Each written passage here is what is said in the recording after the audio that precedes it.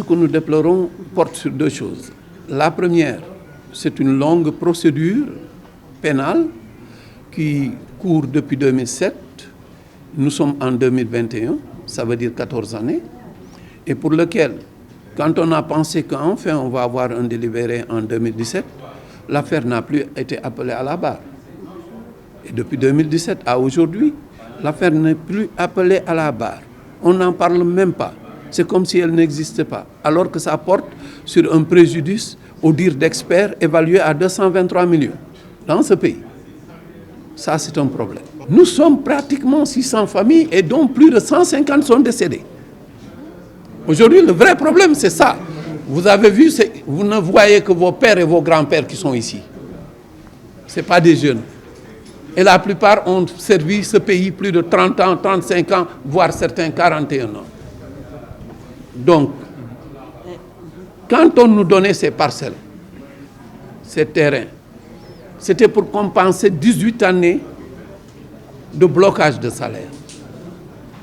Sachant que toute évaluation faite, on ne pouvait pas augmenter la participation de l'État au budget de l'ISRA pour régulariser ces pertes. Le directeur général de l'époque a préconisé que l'on rattrape cela dans la voie sociale et a proposé de créer une coopérative pour qu'on leur cède des terrains, au moins que cette question soit réglée. Aujourd'hui, et ce, depuis 1999, nous sommes en train de courir derrière ces choses.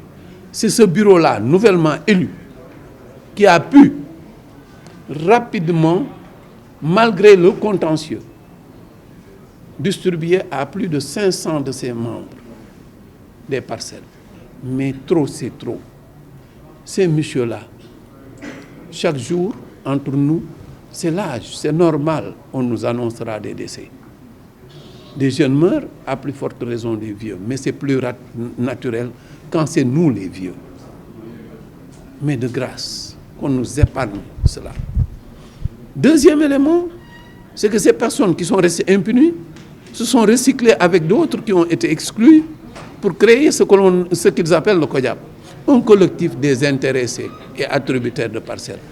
Comment un intéressé peut-il avoir un droit? Dans quel pays on est? Un intéressé à quelque chose. Ah, maintenant, si vous êtes intéressé, vous allez créer une association, vous avez des droits. On n'a qu'à le dire aux Sénégalais, on va s'intéresser à tout, y compris au poste de Macky Sall. Qu'on arrête. Alors, ils se sont recyclés. Nous avons d'autres éléments, mais pour le moment, nous nous cantonnons à cela.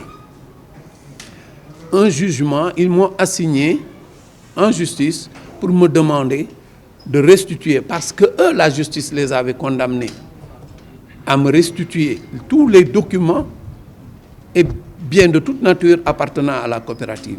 Et c'est une décision, une ordonnance de référé confirmée par un arrêt de la Cour d'appel. Ces actes existent, ils sont là. Mais ces messieurs ne l'ont pas fait. Avec le fond de dossier qu'ils ont, ils sont en train d'arnaquer les gens. Ils sont en train d'arnaquer tout le monde, de tenter de vendre des parcelles contre l'intérêt de la coopérative et sur le dos de la coopérative. Aujourd'hui, la décision de justice qui est tombée, dont nous prenons acte, dit, nous réfute, 1, la souveraineté de décider en tant que coopérative, en vertu de l'article 32 de la loi, qui fonde notre souveraineté de décider de notre patrimoine. 2,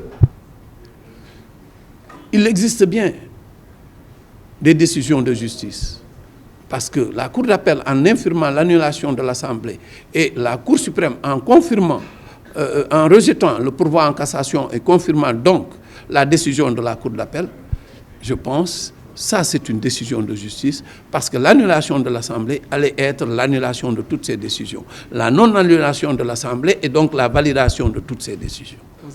Aujourd'hui, nous avons notre terrain de Bourguiba, c'est 48 parcelles. Mais nous, notre tâche ne se limite pas à cela. Notre tâche se limite à gérer cette coopérative, à trouver des parcelles pour la totalité des membres. qui sont membres, pas des exclus. Nous ne sommes pas responsables des exclus. Nous ne nous occupons pas des exclus. De grâce, ils n'ont qu'à aller faire leur affaire ailleurs.